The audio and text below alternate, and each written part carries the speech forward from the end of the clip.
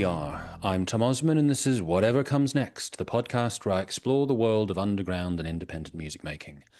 And I'm especially excited today because on today's episode, I am talking with one of my absolute heroes, Jarboe, who this Friday will be releasing her latest record, Sightings, on Consoling Sounds. Now, I had the opportunity to talk to Jarboe last year for Ghost Cult magazine, and both that interview and this interview are thanks to Dom at Three Nations. So thank you so much, Dom, for making the dreams of this, I want to say, young man come true and giving me the opportunity to talk to Jarboe again, this time for my own little podcast. So I think it's fair to say that Jarboe is most well known for her time in Swans, having been a singer alongside Michael Girard and keyboard player from the mid-80s until the band originally disbanded in 1997. And as anyone who knows my music tastes will know, I am a huge Swans fan, and I am particularly a fan of some of the records that Jarboe played on, like White Light from the Mouth of Infinity and Children of God, which are amongst my absolute favorite albums by anyone of all time. But I am also a great fan of Jarboe as a solo artist. And in fact, she has been putting out records under her own name, as well as having had a variety of other collaborations since the early 90s. And there are many, many releases. And if you're not familiar with Jarboe's solo output, it can be a bit of an intimidating topic to try and figure out which ones to get into. My own personal favorite, probably for what it's worth, is Anadoniac from 1998. That is also possibly one of the most harrowing releases that she's put out. The interview that I did last year was for the 25th anniversary reissue of Disburdened Disciple. That was the subsequent album that came out in 2000. That is also a record that I'm a big fan of. But she has been putting out great work right up to this present day. I mean, going back to 2020, Illusory is a great record. And I think also, Jarboe mentions in this interview, that's one of the records that she's most proud of.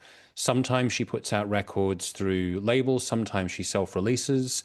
And often, for me anyway, some of the self-released material stands up against anything else that she's put out. I mean, just looking at the list of releases, As Mind Dissolves, A Song Begins from 2017 is another one I'm a big fan of. Atulpa from 2020, also another great one that I really like. Sometimes the music is more sort of traditionally structured, let's say, more kind of recognizably rock adjacent at least, but sometimes the music is more experimental. And yeah, if you just randomly pick a Jarboe record there, you could get a whole range of different types of music. And I'm here for all of it, really. Sightings itself is definitely more on the experimental end of the spectrum. In fact, we touched on this at the end of the last interview that I did with her because she was starting to work on the record. Basically, the sort of central inspiration for the album, which we get into in some depth in this conversation, is a vireo bird which sang to her, it seems, basically for every day for a whole summer. And she ended up recording some of this serenade, although as she mentions in the interview, someone pointed out that it was during the day, so technically it's not serenade, but I'd said to her that I think we can accept the poetic license that it's a serenade.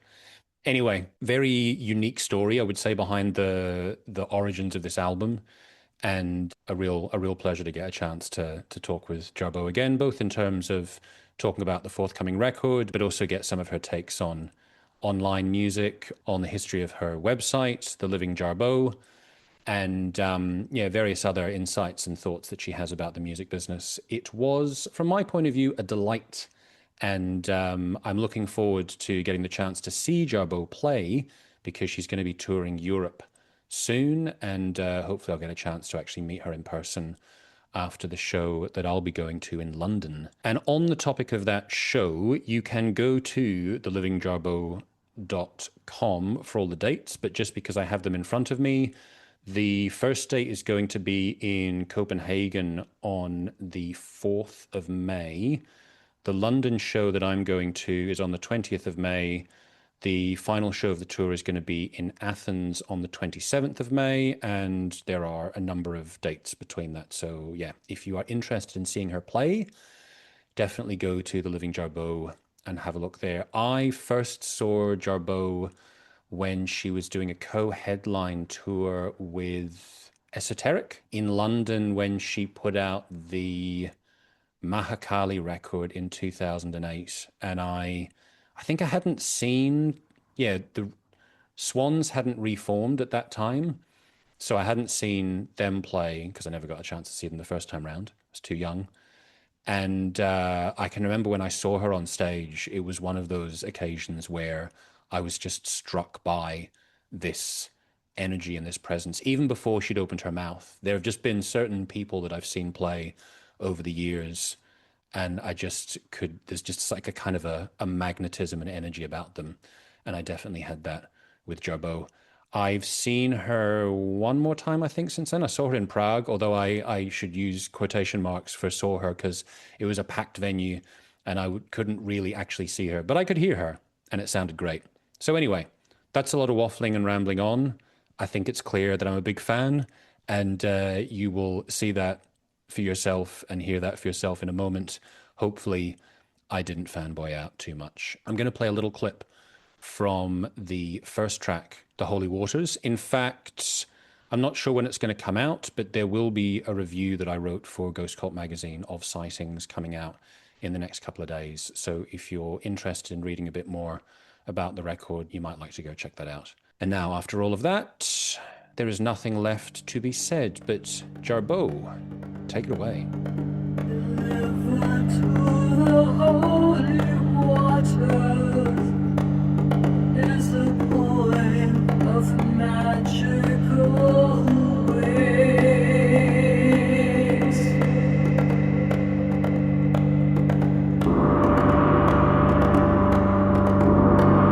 The luminous here before you. Hello, hello. Hi, how are you? I'm very well. How are you doing? Good to talk with you again. We talked, I don't know, recently, right? A couple of years ago, maybe? I can't remember. Yeah, I was just looking it up. Apparently, it was last April for the anniversary of Disburdened Disciple. Oh, okay. The reissue. All right. Yeah. All right. That's fine. Yeah.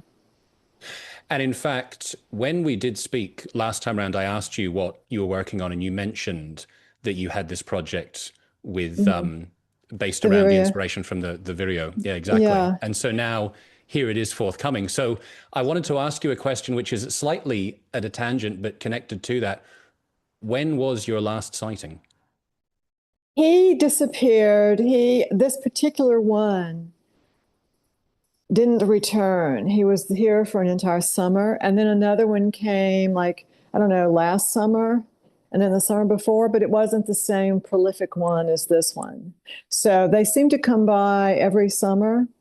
But this particular one was notable because he was so verbose and so active, and he had a personality, that was which was unbelievable, and it was kind of odd because for actually, I suppose it isn't in terms of what nature can do, but he I couldn't see him. I could just hear him, which is what they say, because he blends in with his color to the leaves.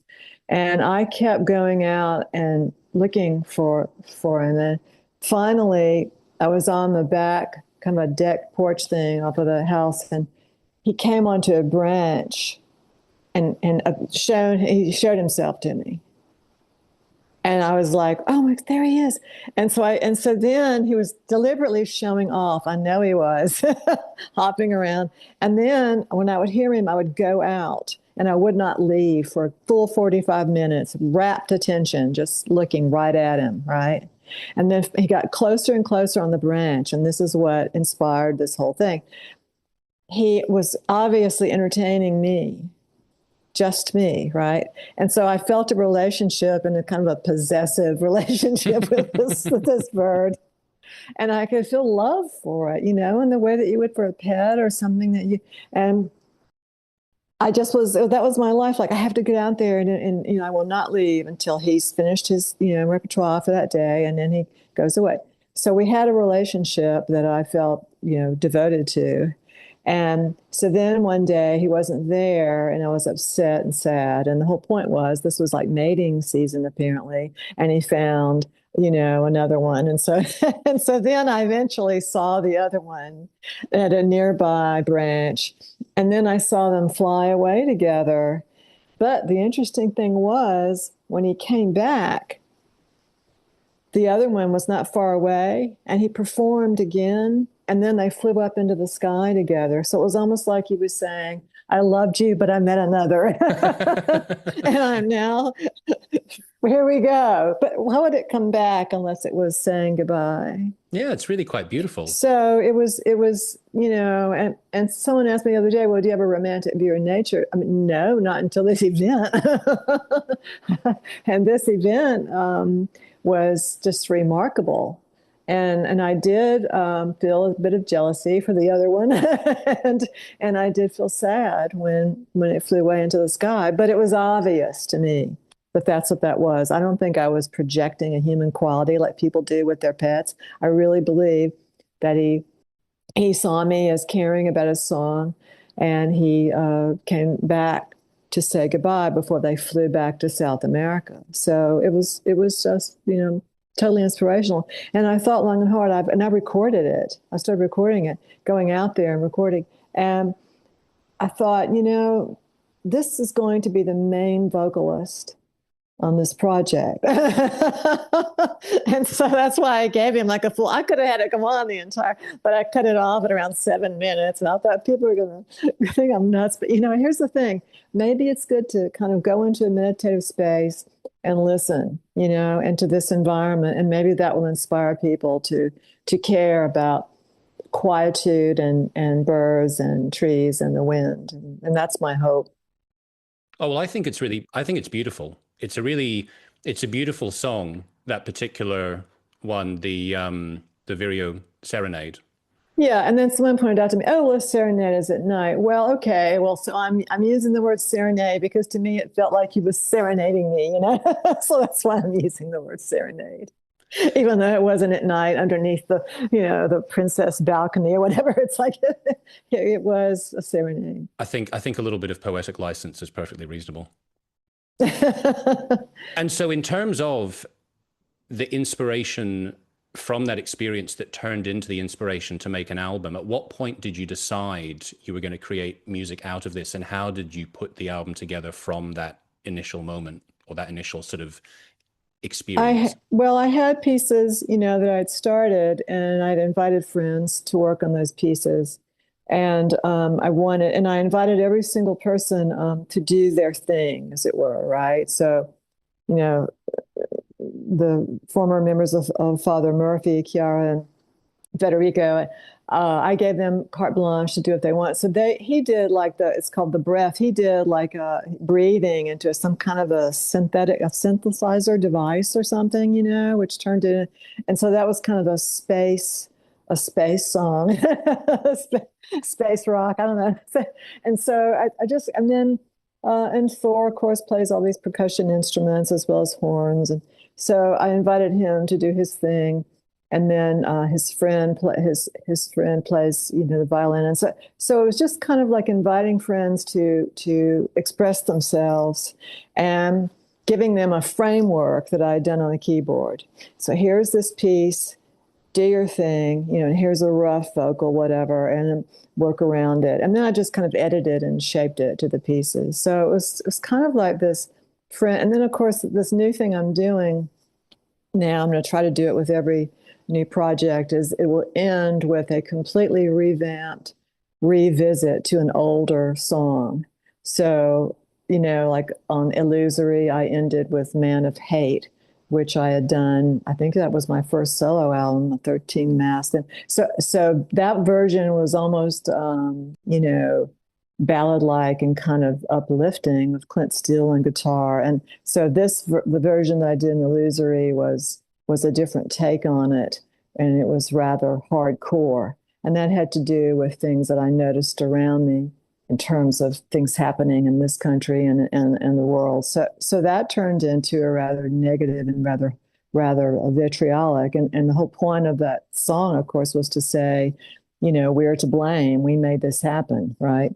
So that's why it ends with "I'm a man of hate." We the people. So on this one, I ended. Everything might be beautiful with the video, but then I ended it with a revisit of ancient memory, and it's somber, and someone says quite sad. Well, it should be chilling, and I'm performing it exactly the way that I was feeling it.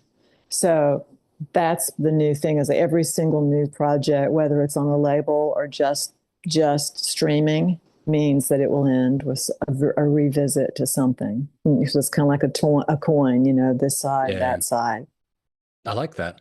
Well, as a little incidental comment, because when I was listening to the album, I was taking various notes, and I wrote a little note when I was listening to Of Ancient Memory, and I wrote, "By this point, I feel totally under Jarboe's spell and ready to be led levitating through the window under a full moon into the garden." So the serenading Wow. aspect was there in the end. Well, good. Yeah, I thought it was, when I heard it, I was like, oh, that's too dark, and you're singing like atonal stuff, and stuff, and I that was deliberate. But I'm glad that had that impact. We did that live, the last tour in Europe, 2022, with Jozef van Weissem. We did that. Emerson Williams and I did that song live, and yeah, and some people in the audience applauded when I said, "And it sank into the Black Sea," obviously the bomb we're talking about. And so I think they kind of got that I had twisted it into a political message about Ukraine. And I was wearing military fatigues, kind of like cargo pants for that tour, because I felt like it was inappropriate to be dressy for the stage with the state of things. And I'm still in that mindset. I used to be all about, the stage costume and all that, and now currently, and that's not the vibe. The Interesting. vibe So has changed. does it feel in a way like that would be a kind of escapism?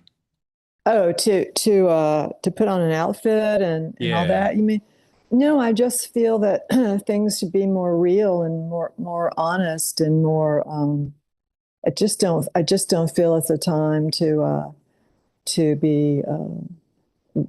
Colorful in a way. I know I've read saying that, well, to be joyous is a form of rebellion. And so I understand that mentally. I just don't want to, I personally just have to follow what I feel, So I think being kind of down to earth is more the way I'm feeling now. I mean, I stopped coloring my hair years ago, and so I don't really wear much makeup anymore. And so I'm just kind of not really feeling too, showy, as it were, myself. And other performers can do that, and it's great. People go see a big pop show and all that. That's fantastic. But I'd rather have the work speak for itself instead of being a focus on your outfit. I guess that's what I'm trying to say. Okay, that makes sense. But I invite anyone who's performing with me to do their thing. Like, I no longer have a dress code. I used to say, well, you have to wear black, and now I'm like, do your thing. I don't care. We can wear lime green tennis shoes. It no longer matters to me. So Interesting. Okay. Having mentioned that, sort of alluded to darkness in your music, I was thinking to myself, you have a huge catalog of solo work, and I like to think I'm pretty familiar with it, but I think I'm familiar with about 23 of your releases out of, I don't know, 50-ish. But I feel like within possibly all of your releases, there is an aspect of darkness, and sometimes it's menacing and things can be ominous. And I feel like there were elements of that in Sightings, like with Choir and Night Fox. I feel at certain points it gets into a kind of ominous tone, but the album as a whole to me does feel quite warm and welcoming. So I wonder for you, that's good. when you think about the album as a whole in its final form, do you think that there is a sort of an overarching tone or a mood to it?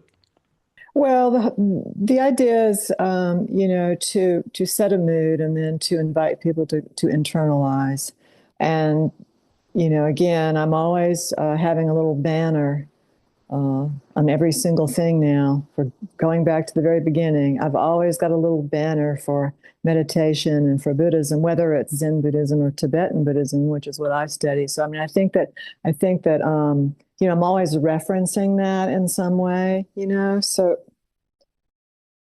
I feel like I don't want to be preachy, and of course the Vireo is known as the preacher bird.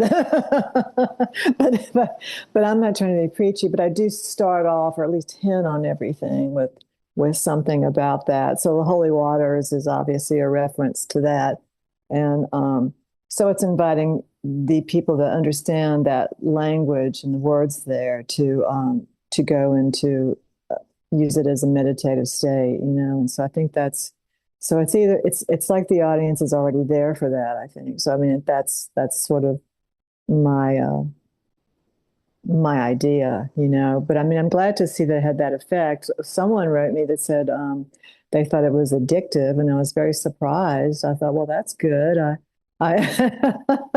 I mean, to this day, the album I'm most proud of in terms of anything I've ever done, and including collaborations and Swans, that would be well up there now in the 60s or more releases. I think that would be Illusory. And Illusory was when I recorded field recordings on the tour that I did with Father Murphy.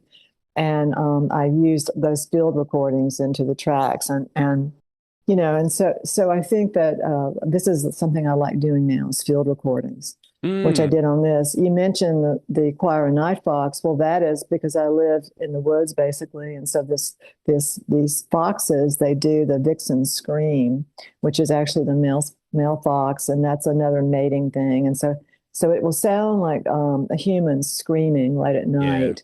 And so then I kind of tempered it with very background multi-layer kind of choir vocals, like referencing the quote, choir unquote. So that is deliberately meant to be ominous and soundtrack-like, quote unquote, because that is a chilling experience if you've never heard it before to hear this thing. and in fact, when I first heard it, because I had not heard it until I moved here, called the police because I thought it was someone screaming out in the woods. And they came over, and I said, I think it's someone's in pain or suffering. They're out there, and now I realize that it was a fox. But I mean, there's all kinds of sounds. Like I could just have to be aware and ready to record, like the owls, big group of these owls, right? And they'll gather at night, and they will obviously they're doing some kind of ceremony and talking to each other, just going crazy with their moaning and hooting, and then you'll hear them like apparently ripping something to pieces, and I'll often wonder, is that the neighbor's cat? What is that? Yeah, owls are fascinating. I think there's only one specific moment I can remember where I actually was face to face with an owl. It was a year I was living kind of in the middle of nowhere, and I used to go running in the evening. And I remember running down a country road in the middle of the night, and I looked over into a field, and I just saw this owl sitting there on a branch. And it must have been significant to me because it was about 15, 16 years ago, and I can still remember it. So I feel somehow kind of Yeah. blessed by its presence that I was allowed the opportunity to stand and Yeah. stare with an owl. I know it's not unusual to come in at night and to have one of them sitting on a branch and looking, and as well as like hawks, and other predatory creatures, and yeah, it can be a little unnerving at first, but I mean I haven't recorded the owls yet, so perhaps I'll get around to trying to do that. But it usually happens at an hour I'm already gone to bed, and it's like I have to get up and record the owls. So yeah, Yeah, indeed. That's it. The nature will live by the routine that it has, and you have to find your way within it. that's right. Yeah, well, this area is really cool because there's horses, there's people across the road, they have chickens, and I mean, there's just a lot of stuff going on here that I didn't have when I lived in the city. Yeah. So, and it's a lot different from Manhattan. Although someone was asking me about predatory and aggression, here's the thing: it's like in New York, it was a different type of predator. It Mm, was a human predator. And I still am kind of beaming, and my energy was working for me because I was never attacked, never mugged. And yet, all the musicians I knew, everyone I knew, had a knife held to their throat, had things stolen from them. And I think it was because I moved up there after I had taken a course, a self-defense course. And my teacher, I remember my teacher saying the fingers that stay together slay together. And so when I'd be walking down the street at night, I was always ready, ready for someone to attack. And our door didn't help matters because it had like, I don't know how many locks to open to get into this space, because of course we rehearsed there too, as well as live there. So that would take a long time, and you'd be aware of eyes upon you, So I developed, a skill set of acting like I was crazy, and I'd do little weird, body motions and act like I was nuts, and then no one would bother me. I mean, it's the same predator. It's just here, it's like it's animals, and up there, it was in the '80s that it was violence, people. that feels like a lot of sort of tension and stress to have to carry in that environment. So, is it like in some way a more relaxed environment where you are now? That's interesting. I think I'm more attuned to diversity in terms of nature and animals and insects here. And there you develop. I mean, it took a couple of years for it to leave where you are just, doing 360. You're just aware of at any moment something coming for you. And I think that definitely was more stressful, like in a hard way. And that doesn't leave you. You kind of maintain that, because the thing is, you go there now and it's like a walk in the park. It's like you feel you're in a suburban mall. You really do. And when I was there, it was possibly one of the most dangerous hoods, in the United States. And so I think that once you've been through that and gone out of it, then that the stress of that takes a long time to leave, a long time. You're constantly aware, and yeah. So this is, I would say, it is more relaxing in terms of not having to worry about, you know.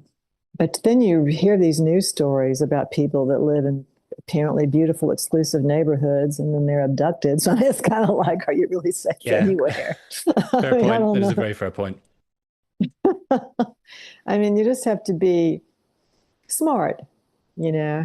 And I have my own opinions about how you do that. So, I mean, like to me, you cover yourself up. Like in New York, at Michael and I both, like even in the dead heat, I mean, of the city, the cement, we would be wearing baggy coats and just you might be hiding all kinds of stuff underneath there. So that there's just different survival, Whereas here, I go to any number of performances, classical performances, and experimental music performances, and art, performances. And so I like going by myself because I don't want to be distracted or I feel like I have to engage with anyone. So I just want to focus on what I'm seeing work. So I go to these events at night, and so I would never do something like that in a provocative appearance. I don't want your interest, So that's another thing I do is self-defense.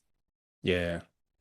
Thinking about, and this is still sort of relating to the topic of the impact of the environment. So a few days ago, I completely reorganized this room.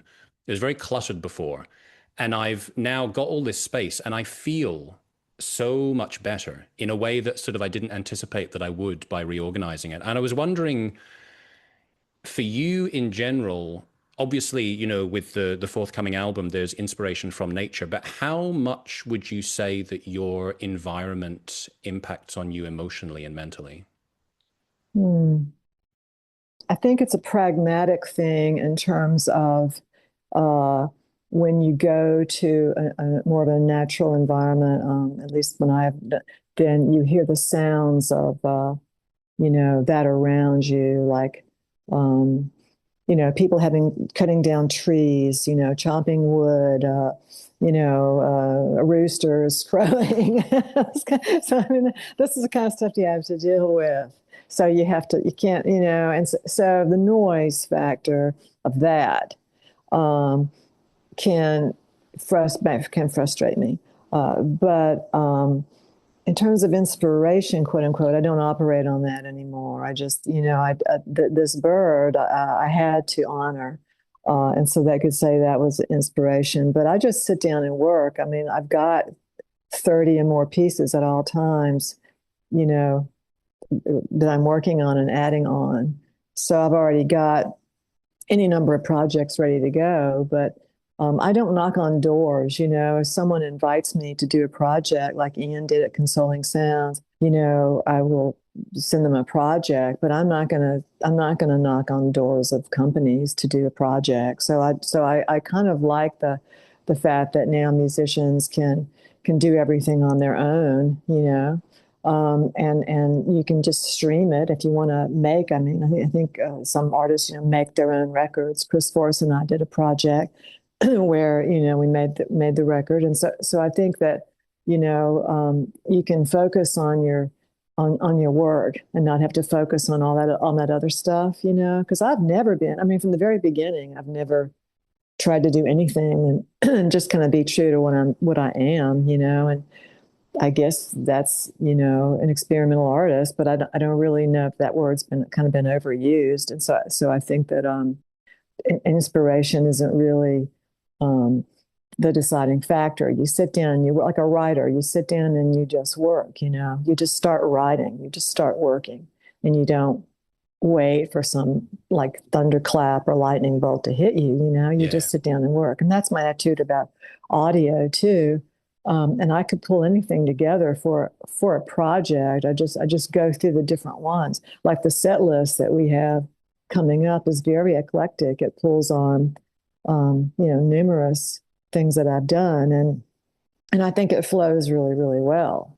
So it wasn't inspiration. It was just, here's the talent pool. These are the pieces that I will choose to take advantage of the full skill set of these musicians. And how much, when you are doing different tours, how much does the configuration that you've got in terms of the people that you're playing with dictate what you might choose to play? It always does. Like this time I'm not using guitar. I'm using synth players, keyboard players, a percussionist, and so Thor's going to bring to the table all kinds of percussion instruments and horn and synth. And Joy is going to bring to the table her keyboard skills and synth skills and her voice skills. So this is going to be exciting because I'm going to invite her to do a lot of vocals. So in pieces where I've multi-tracked or done a call-in response with myself using different tonalities, she's going to do that so that we'll just be a back and forth thing. And that's very exciting because I haven't had something like that. So that'll be in a while. I think I did that one tour. But I think that this is going to enliven things up. We have different singers and different vocals and different. So it's going to be kind of crazy. We have 2 days to rehearse. Wow. Okay. And because we all live in different places. She lives in the Netherlands. Thor lives in Texas. I live in Georgia. So going to fly over there and try to, recover from jet lag very quickly. And I have us in lockout. I have us the full time once we load in for rehearsal for that entire time. So a full 48 hours of just, doing nothing but the rehearsal. And in terms of your own creative practice when you're at home, do you have sort of mapped out for yourself, like, okay, this is the time of day that I'm going to do writing, this is the time of day that I'm going to do something else? Do you have it sort of blocked out as systematically as that? No, I think it's again, it's the what's happening around me, like in terms of activity. So if there's a lack of activity, and I can just internalize. I can't work late at night working on stuff. I like to sleep, so it's like so I kind of have to do it in the afternoon.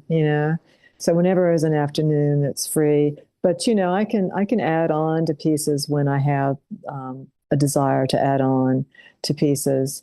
And I keep this catalog now. I'm trying to organize it with the field recordings because those are wonderful to incorporate those. You can record high quality field recordings and you can process them and put them into your pieces, and it can add an atmosphere. So that's what I like to do. Yeah, when I was living in Berlin a few years ago, I got myself from a secondhand store this very old cassette player and recorder. And Hmm. it isn't even working properly because if you press record, it wants to just release. So you have to jam something into it to make it keep recording. So when you're recording, it does this constant clicking sound. So for a Oh, while when I was in wow. Berlin, which I thought was kind of cool. So I was going Yeah, it around is Berlin, like cool. going to the train station, I'd be like recording the sounds, these echoing voice and have this click. And then I'd start like, adding effects on them and you'd have all the effects to this clicking sound. But I feel like it might be nice to get something slightly more reliable when it comes to doing field recordings. Because I do Hmm. like that idea of capturing the things that are just around you, things that you wouldn't necessarily pay attention to. Yeah, that's true. That the cathedral where I recorded for the Peace Cathedral on Illusory, I was very lucky in that I was singing just to take advantage of the echo in there. And a tour group came in with devices, and I guess the leader of the tour group had an electronic device. And so I let it continue to record, and then, and I was interrupted. And I said, okay, yeah, okay, I'll stop, I'll leave, and then they continued. So I mean, so leave that in there, leave the tour group in there. So things like that can be very, very exciting. Yeah.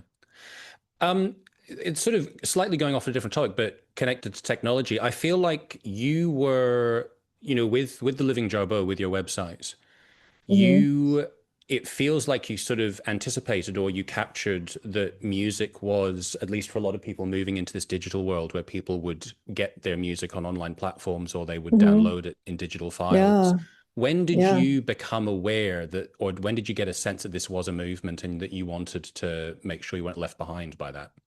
Well, in 1996, I had the idea to start the website, the Swans website, and then someone came along that had done like a fan website, and then I worked with him for a while to turn that into what it became. Before then it was shut down, and then Michael and I registered the Young God Records site, and then Michael took that over with his people.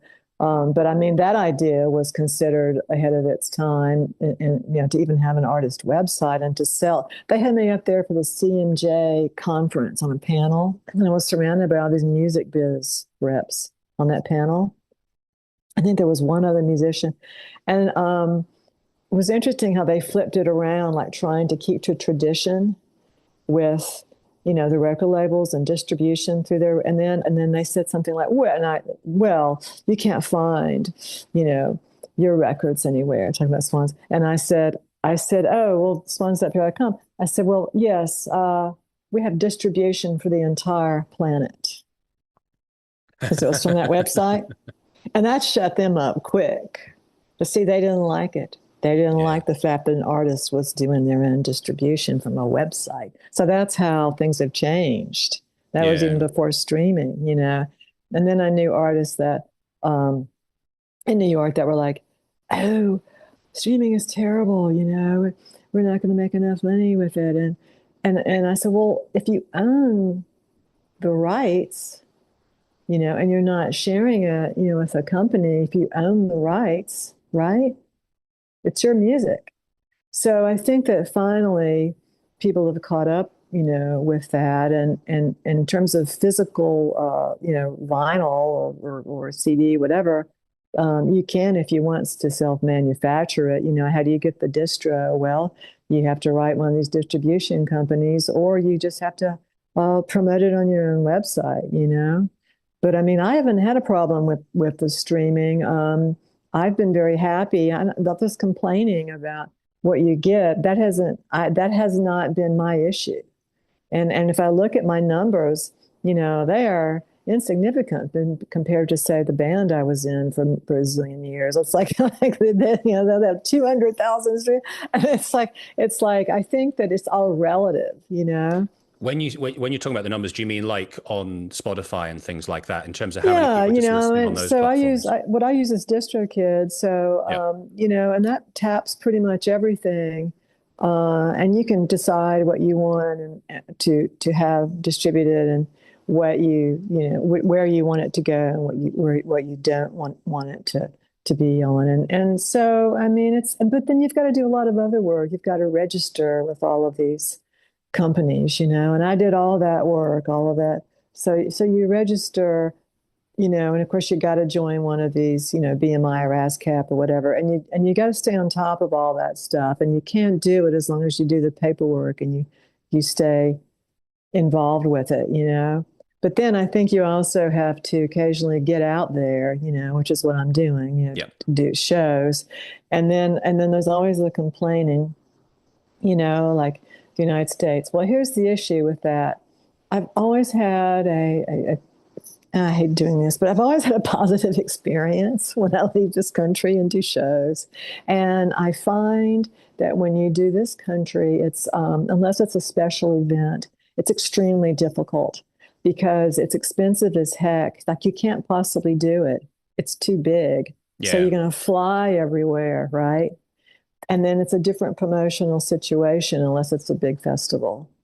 So if you do Europe, you know, you generally get dinner in a hotel, and the distances are not that bad, you know, and I just prefer that. So it's just how I feel, you know. It's just I've always preferred it. I always feel like I'm coming back to where you know, where I just feel welcomed, you know. So that's the thing. You are welcomed, and I'm very And happy that you're I going to be have coming back lots here of in May. friends and I have lots of friends in Europe and in London. And so I think that I don't know, it's just where you feel the vibe, I guess. And Yeah. then there's this weird kind of perception that I don't understand that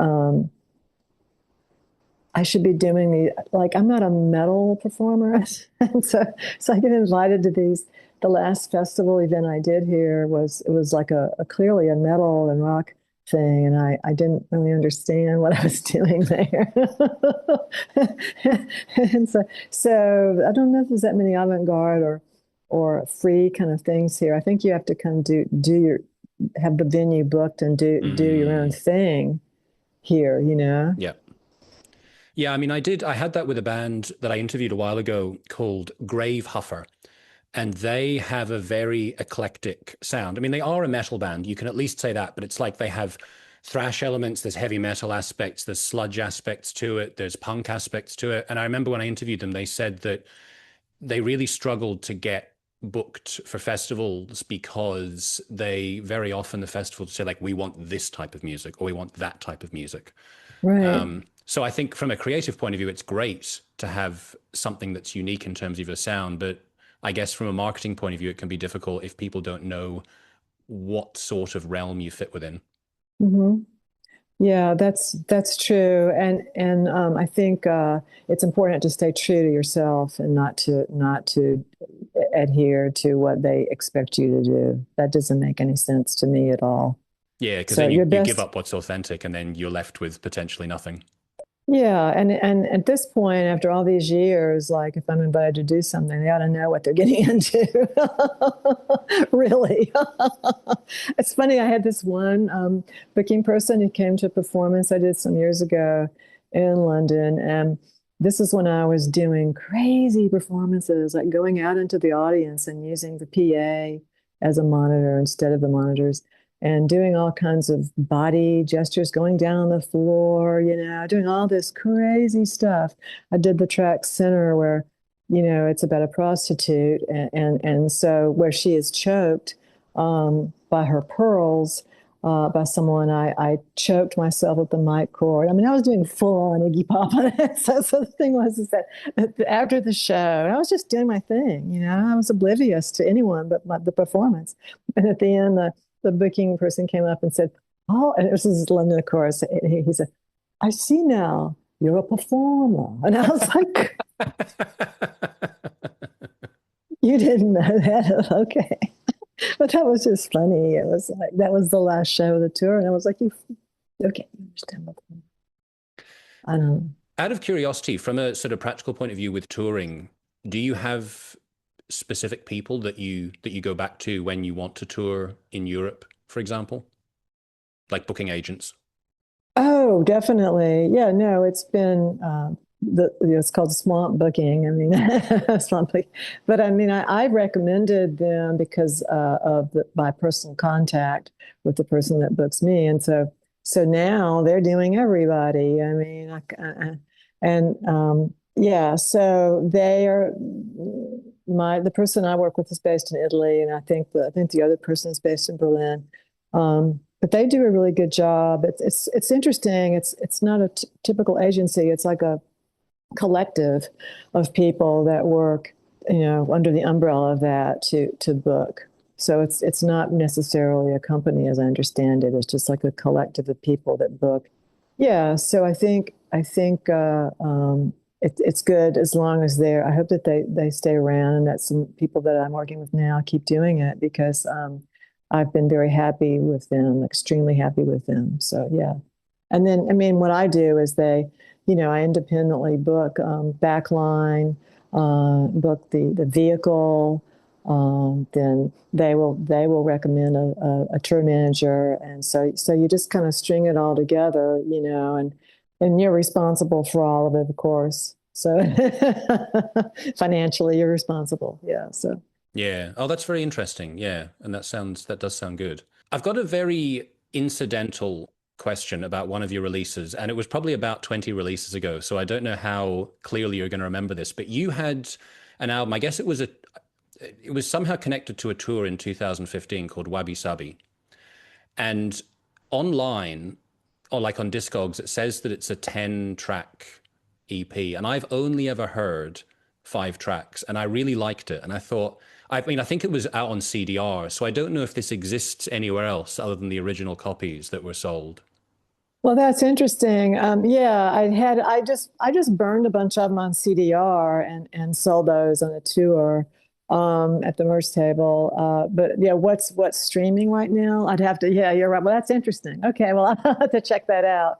Maybe I went back and heard it and I was like, oh, I don't like these other pieces. I don't Fair enough. know. Fair enough. Yeah. So another incidental topic. I remember an interview you did with Nate Goyer of the Vinyl Guide from a few years ago, and you were talking about how at that time you were doing a lot of commissions where people would get you to paint a bespoke cover of a different album, and you were talking about how much time you spent doing that. Is that still something that you do, or you have got I away from that? did the soundtracks for the blind, the big giant box set. And of course, there's a recording of my mother on that when she was ill. So that was a special album for me. So yeah. So the fact that it was big and boxy, it had that lovely matte, matte instead of gloss. So you can easily paint over that. If you paint on a gloss, then you've got the problem of a primer to hopefully stay on there that's not going to come off on that gloss before you add paints. And so this was perfect. So that's how the whole started was, my mom and being on there and then the matte finish. And so I had just had a few that I did. And then it started snowballing where all these people like from all over the world, Egypt, everywhere were wanting these things. And so it got to the point where that was my life. And I had the big table. It was like basically supposed to be a dining room table, that big table, and then I had to buy more folding tables and it was just insane. Like it was all I could do. And the labor intensive and the investment in the materials. And oh, it was just unbelievable how much work that was. It was exhausting. And at the time, um, I tried to make every single one different and special. But the good news about that project is that at the time the postage had not gone through the roof. And so I was able to pack them really securely and mail them literally all over the world. I mean, it was nutty, so it was like, I don't know, $70 to mail it over there. Whereas now that would be a whole lot more. So, Yeah, so postage has gone crazy it was, internationally. I was really glad that I got in when, but yeah, like people that, because I know, I mean, my memory is really good. Like I know the name of every like I recognize the name of every single person that's ever purchased something from my website. I know. I don't even have to look it up. I know. And so, and it's a lot of people, and I feel a relationship with them. Like, okay, I know them. That's cool. Everything's fine. So these are like names I've never heard of before, coming on from all over the place. Morocco, parts of China, Egypt, parts of Japan. And so it was very bizarre, how popular that project was. And then see, a little voice in my head said, wait until they start popping up on eBay for like Ah, 3 times more than what you're asking. And sure enough, that happened. that's a shame. It hurt my feelings. Yeah. And I posted something saying, if you want one of these, because I was still doing it, you can just get it from me and it's not going to be, $385. It's like, so yeah, that wasn't cool. No, that is a bit of a shame.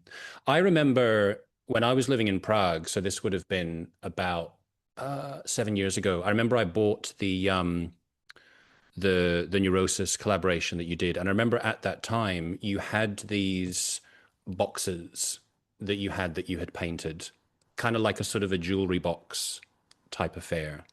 I don't know whether you're still doing anything like that. I mean, you probably didn't call it a jewelry box. You probably called it Was it a something. cigar box? Could have been a cigar box. Yeah, it's very possible. But I Yeah. was I was looking at your website earlier, and I don't see anything like that there anymore. So is that now completely something that you don't do?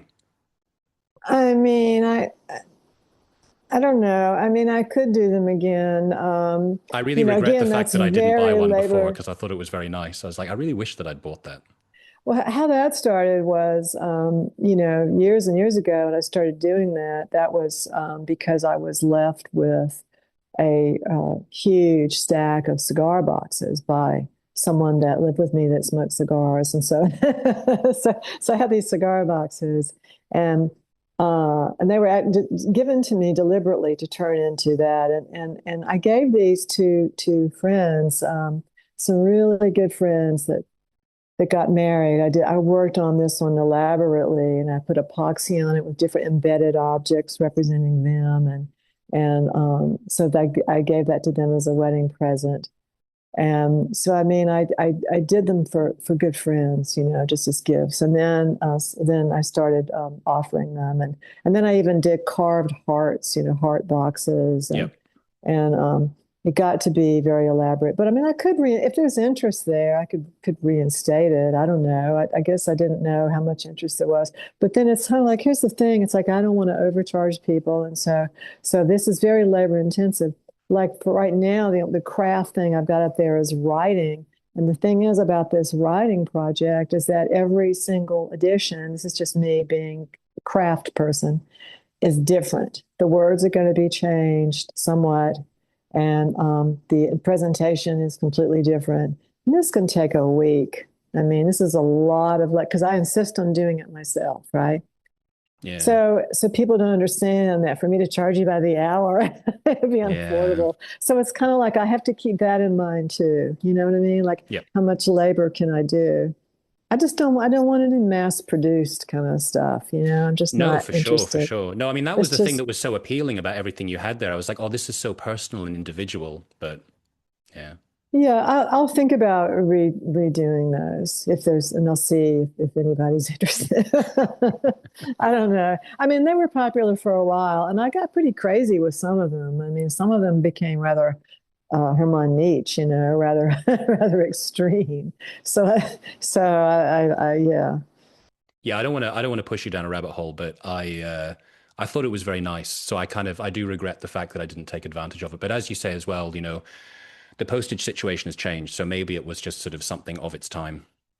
Yeah, I mean, but well, now the people have started buying from outside this country again, which is good. But most of them now are opting for that global priority, which is thank goodness. But the thing that's good about global priority is that that it's insured, you know. So it's like, but yeah, I agree that that's gone crazy. The postage situation's gone crazy, and when you're mailing a bunch of records and stuff, you got to pack them really good. So Yeah. yeah, it's nuts.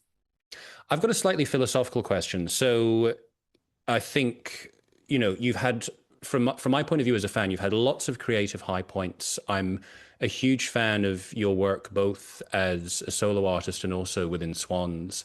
I also know from reading various interviews and different books, you know, about Swans, of how hard a lot of that time was. And I don't suppose as a creative experimental artist that your art has brought you any huge financial remuneration down the path. So I'm wondering for you, obviously money is not everything in creativity, but we all have to eat. So in a general sense, what is success to you? How do you measure success for yourself in terms of what you do? I think it's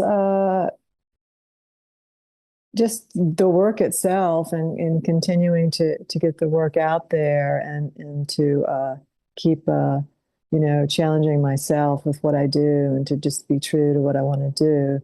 And the funny thing is that I took like, I don't know, a year or two off basically. I mean, I did that tour in 2022 and I felt kind of agitated because I felt like I could have I could have had 10 things out. I could have like done how many albums by now. So it's kind of like it eats at you, you know, or you're not being productive enough. So I feel like I should have done a whole lot more by now than I've done. Wow. So I have to get back into that. And of course I do things all the time, you know, with people that I know. And I mentioned this with another person interviewing me that I get these emails of people saying collaborate. Well, here's the thing: collaborate means you're in on it equally. That is a project of love, and that's something you do with people that you personally know, Mm, or a person that you personally know has introduced you to that person, right? The other thing is you are doing it as work, but you're not collaborating, you're working. And for work, you're getting paid.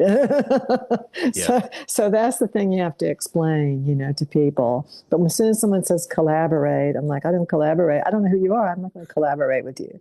So yeah, so that's changed. Early on, when I was doing tape projects and mail art and all that, this is before Swans, I would collaborate and you know, with anyone because I was trying to get my name out there, you know, and so in the early years of Swans, I mean, that was basically we were basically unknown. I mean, we you know, paid the dues in a huge way, and the conditions were brutal. So I mean, I think that you know, you keep on doing that. Eventually, you kind of earn the right to say no. You know, and I think that's the most important word you can probably use is no. Yeah. Doing what's right for you. That makes sense. It does make sense. But yeah, You no, have I to have mean, boundaries somewhere. yeah, I mean, it just depends. I mean, I feel like I'm fine. I mean, I don't know. I mean, I think in terms of money, artists will have to figure out different revenue streams. So you just have and I have multiple revenue streams. So I think that you have to develop different revenue streams. Yeah. That would be my answer to that. No, that's a very good practical answer. Because it's just something sort of I'm fascinated with the more that I talk to artists, because a lot of the time I talk to independent, underground DIY artists. You know, I don't want to sort of be too kind of, I don't know, starry-eyed, thinking like, oh, you know, the wonderful purity of art is just like, well, you know, it's nice not to have to make everything about commerce, but at the same time, like that is the life that we live in at the same time. So it's kind of like, how do you find that balance? Hmm. Well, you'll find it. You just have to pursue different. And my advice would be you pursue different revenue streams. There's opportunities out there. You Yeah. can invest in things. You can do different things that have nothing to do with music. You can do different revenue streams. And I think that this is, you know, the way to go. You Yeah. know. So we've touched on the fact that you're going to be touring. So you're coming to Europe. I'm not going to say Europe and the UK because I refuse to admit that the UK is not Europe. So we're just going to I say know. Europe. But I you, know. Yeah, my friends in London feel the same way. Yeah. but yeah, so you're coming to Europe in May, and I have got tickets to see you in London on the 20th. as discussed, in terms of you having various different projects that you're working on, what can people expect next from Jarboe after Sightings? I'm going to see how it goes with these particular musicians because, from my point of view, it would be really great to be able to fly to Europe and to work with musicians or a musician based in Europe. Because, see, what I've been doing is flying the person that I work with, which is usually why, it's just one person, has been one person. Because you're flying, so it would be great just to be able to go over there and rehearse and to work with there in terms of finances. So I think that will see how that goes. But yeah, no, as I said, I've already got a bunch of stuff already started, so I think that I'll see how those things develop. But they will be atmospheric and probably pieces that are just a whole lot of voices, as people love more voices. So. And continue to send things to people that are my friends. I just recently sent some things to Thor for a project he's doing, when I did multi-tracked ambient vocals on that, like where I'm using a machine where you just keep layering and layering and layering, and so things like that. But also another project I'm working on, it's called Lie Detector, and it's a radio play, and it's a man in Berlin.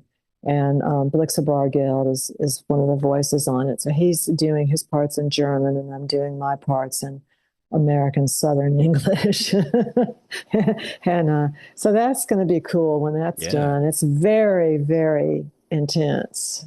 I can imagine. Blixa Bargeld is a pretty intense guy. Well, yeah. And so the range that the director of this is asking for, I've already done a lot of it, and I've got another half of it to go. The range of emotions is basically like being in a movie. I mean, it's full tilt emotions with your voice, and very demanding. So that's something I'm currently in the midst of doing. Oh, it sounds fascinating. I look forward to that. And in terms of the release of Sightings, so that's going to come out on Consoling Sounds. What formats is that going to come out on? I asked for green, referencing nature, green vinyl. I guess it'll be green vinyl and then black vinyl, and then they do CDs as well. So that's going to have that beautiful painting that Phil did. And then my friend Brian made a really beautiful little video with an excerpt from the Serenade. So it's going to be on vinyl and CD. And what they've normally done in the past is allow me to do the digital release when they've actually released the actual thing. I think they're going to do pre-orders at the end of February, and then they're going to have it ready April the 3rd. From what I understanding, but I don't know if they even do. I think their distros mostly from their website sales, the Consoling Sounds shop. Yeah, I mean, I remember that from the Despaired and Disciple release, that it was on the Consoling Sounds website. That was on the Circle. That was on that was the Circle. You're right. Sorry, that's right. That's based in Athens, Greece. So that's one of the reasons why we're ending this in Athens, Greece. That'll be the last show. They did 2 reissues, and the last one was Disburden. Right. Okay. So did they also do Blood, Women, Roses? They did Sacrificial Cake. They did Sacrificial Cake. And Consoling Sounds did the Skin thing. So yeah. Okay. And that was again Phil working on that artwork, and there's a texture on that of his actual skin that he scanned and put as a layer on top of that. Very appropriate. Yeah, well, Michael told me they didn't want to reissue it at Young God Records, so Michael told me I could take it and I could reissue it because I thought it was odd that it wasn't out there. So that's why I reissued it under my own name. Yep. It's also a great album. I'm a great fan of it. Well, thank you. That's nice to hear. Yeah, I mean, I do still love my version of Crimea River. Which that's very dark. It's a pub song, I think, in England, but I don't do it that way. No, your version does not sound like it would be sung in a pub. Yeah. Okay, great. And on that note, Jarboe, thank you so much for your time. It's been a pleasure to talk with you again. And sincerely, thank you for all the inspiration. You are a very inspiring artist to me. Oh, great, Tom. Well, good. I look forward to seeing you in London. Be sure to say hello. Absolutely, I will do.